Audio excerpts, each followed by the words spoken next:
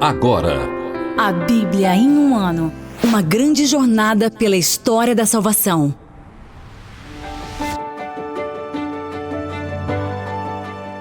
Em nome do Pai, do Filho e do Espírito Santo.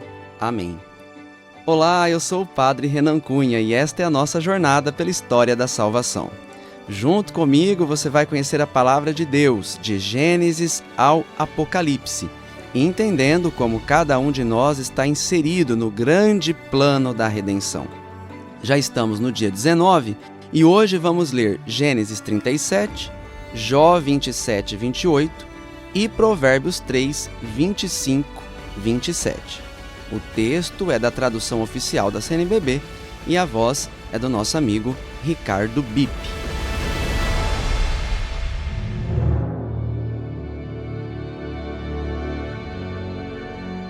José e seus irmãos. Os sonhos de José. Gênesis capítulo 37.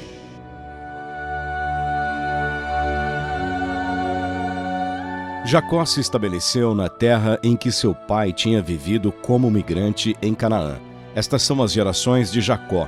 José, com 17 anos de idade, apacentava o rebanho com seus irmãos. Ainda rapaz, ajudava os filhos de Bala e de Zelfa, mulheres de seu pai, e José levava comentários negativos a respeito deles ao pai. Ora, Israel amava mais a José do que a todos os outros filhos, porque era o filho de sua velhice. Por isso, mandou fazer para ele uma túnica vistosa.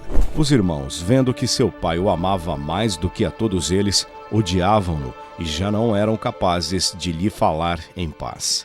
Ora, José teve um sonho e o contou a seus irmãos, que o odiaram mais ainda. Disse-lhes: escutai este sonho que tive. Estávamos no campo amarrando os feixes. De repente, o feixe que era meu levantou-se e ficou de pé, e os vossos feixes puseram-se em redor e prostraram-se diante do meu. Os irmãos lhe disseram: será que vais reinar mesmo sobre nós e dominar sobre nós? E odiavam-no mais ainda por causa de seus sonhos e de suas palavras. José teve ainda outro sonho e o contou a seus irmãos. Tive outro sonho, disse, e vi que o sol, a lua e 11 estrelas se prostraram diante de mim. Quando contou o sonho ao pai e aos irmãos, seu pai o repreendeu, dizendo: que significa esse sonho que tiveste? Acaso vamos prostrar-nos por terra diante de ti, eu e tua mãe e teus irmãos? E seus irmãos o invejavam, mas o pai guardou o assunto para si.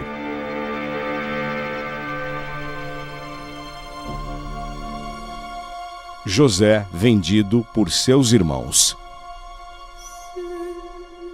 Os irmãos de José tinham ido apacentar os rebanhos de seu pai em Siquém, e Israel disse a José: teus irmãos estão apacentando em Siquém, vai, eu te envio a eles. Eis-me aqui, respondeu. Então o pai lhe disse: vai ver se teus irmãos e os rebanhos estão bem e retorna-me notícias. Assim, Israel o enviou do vale de Hebrom, e ele foi a Siquém.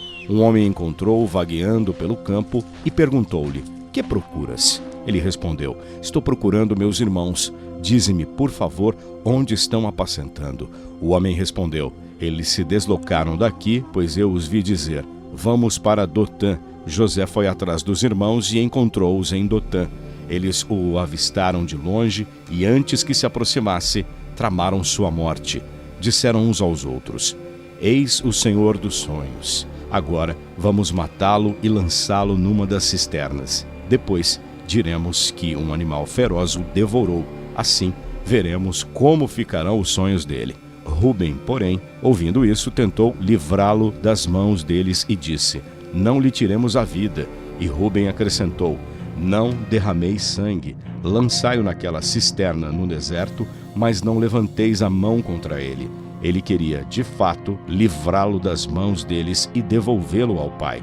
Assim que José se aproximou dos irmãos, estes o despojaram da túnica, a túnica vistosa que usava, agarraram-no e lançaram numa cisterna que estava vazia, sem água.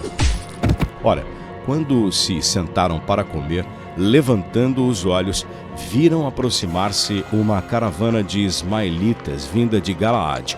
Os camelos iam carregados de goma bálsamo e resina aromática, transportando-os para o Egito. E Judá disse aos irmãos: que proveito teríamos em matar nosso irmão e cobrir o seu sangue? Vamos vendê-lo a esses ismaelitas. Não levantemos contra ele nossa mão, pois ele é nosso irmão, nossa carne. E os irmãos concordaram. Passaram então comerciantes madianitas que tiraram José da cisterna e o venderam por 20 siclos de prata aos ismaelitas, que o levaram para o Egito. Rúben, no entanto, voltou à cisterna, mas José não estava mais na cisterna. Então rasgou as suas vestes, voltou para junto dos irmãos e disse: o menino desapareceu, e eu para onde irei? Então pegaram a túnica de José, degolaram um cabrito e embeberam a túnica com sangue. Depois mandaram levar a túnica vistosa para seu pai, dizendo: encontramos isto aqui. Examina, por favor, se é ou não a túnica de teu filho. Jacó reconheceu-a e disse: é a túnica de meu filho. Um animal feroz o devorou. José foi certamente estraçalhado. E Jacó rasgou suas vestes, vestiu-se de luto e lamentou seu filho por muitos dias. Todos os seus filhos e filhas vinham consolá-lo, mas ele recusava ser consolado. Dizia: em prantos descerei até meu filho no Sheol. E seu pai chorava por ele. Entretanto, os madianitas venderam José no Egito a Potifar, eunuco do faraó e chefe da guarda.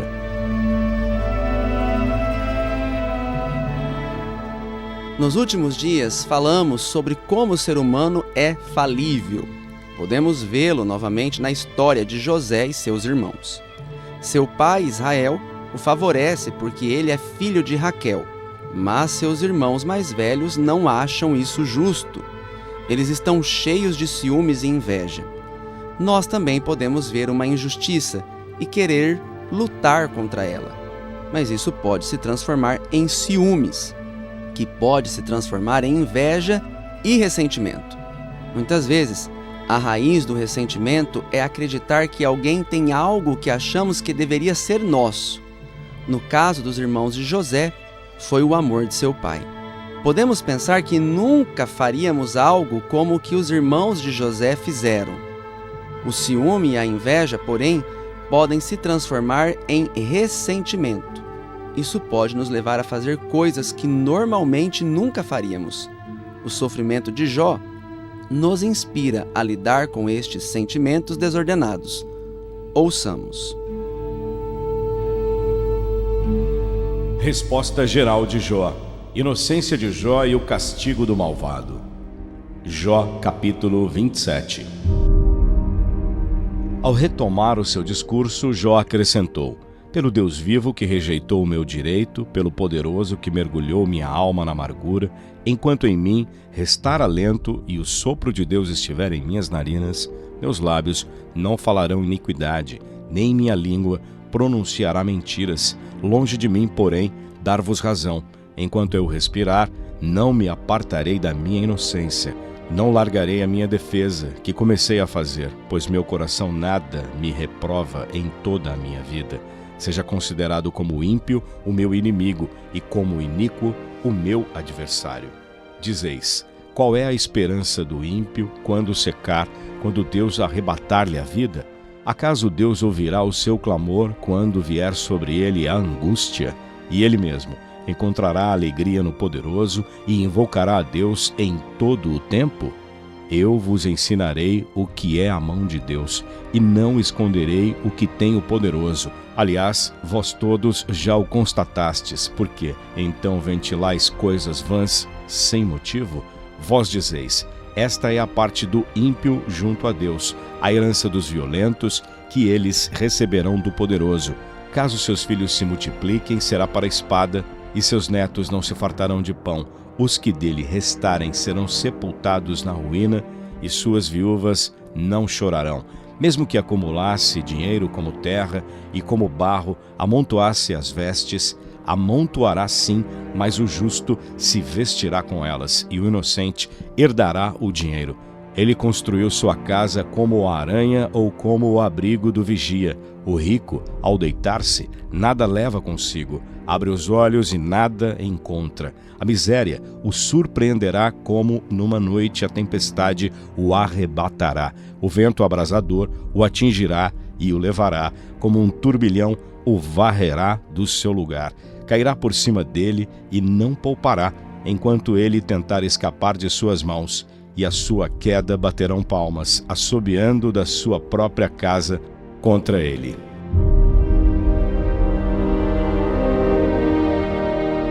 Digressão sobre a sabedoria, Jó capítulo 28. A prata tem seus veios dos quais é extraída, e o ouro um lugar onde é depurado. O ferro é extraído da terra, e a pedra, fundida ao calor, torna-se cobre. O ser humano põe um limite às trevas e sonda até o extremo do universo, até a rocha escura e tenebrosa. Gente estranha abre galerias, esquecendo-se dos próprios pés. Suspensos, oscilam de um lado para o outro. A terra que antes produzia pão, embaixo é revolvida como pelo fogo.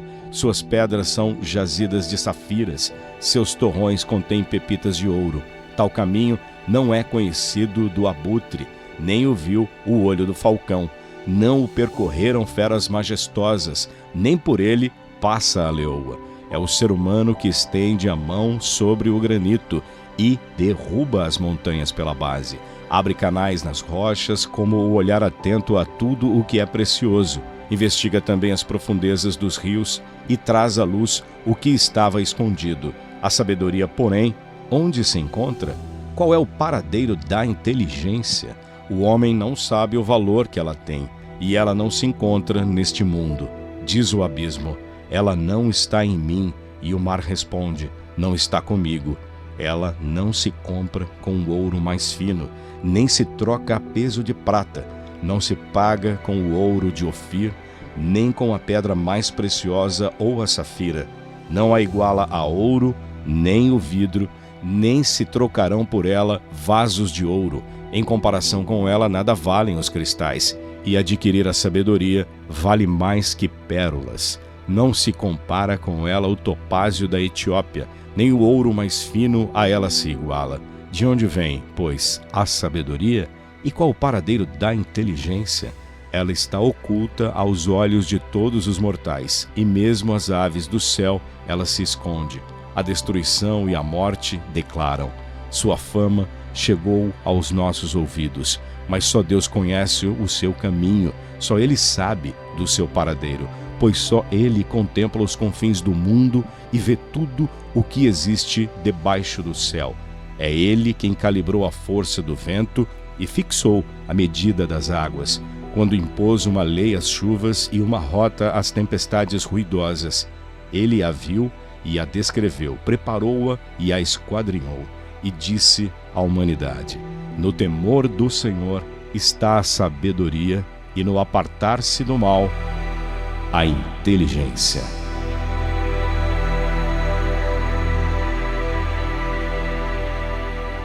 Nesse discurso, comenta a Bíblia do Peregrino, Jó dá à sua confissão a gravidade suprema do juramento. Satã quis extrair-lhe a confirmação prática de que servia por interesse. Os amigos queriam extrair-lhe a confissão de sua própria culpa. No fim das contas, eles querem fazer triunfar a teologia da retribuição. Mas, segue o comentário da Bíblia do Peregrino, Jó não aceita isso. Ele defende a verdade e a sinceridade. E essa será a força e a sabedoria de Jó. Sua entrega à verdade e sinceridade diante dos homens e diante de Deus. Peçamos, com a leitura de Provérbios, essa fortaleza ao Senhor. Provérbios 3, 25 a 29. Não te assustará o terror imprevisto, nem o turbilhão dos ímpios sobre ti quando vier, pois o Senhor estará ao teu lado e guardará teu pé para não caíres na armadilha. Não recuses favor a quem dele necessita, se está em teu poder fazê-lo.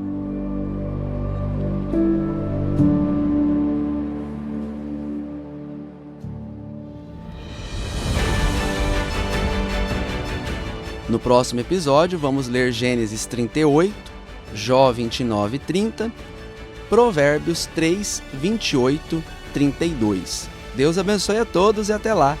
Tchau! Você ouviu na Bom Jesus FM, a Bíblia em um ano. Uma produção adaptada do podcast Bible in a Year, do padre Mike Schmitz.